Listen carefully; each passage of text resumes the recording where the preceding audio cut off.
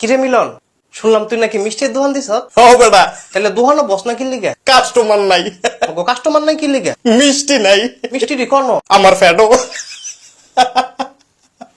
ইবলিশ। তোর আজকে মুজ্জার মতো লাগতেছে। কোন মজ্জা? সোরা মুজ্জা।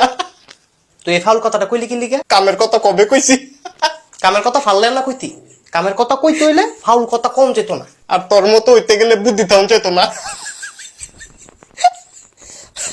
এই যে তুই আবার ফাউল কথা কইছ। তুই কোন মদের কথা কইছ? আরে তুই যেমনে বেটকাস মানছে তো তোরে বেটকি বাবাটা হে। তাও তো বাবাটা হে, মা দোয়াটা হে না।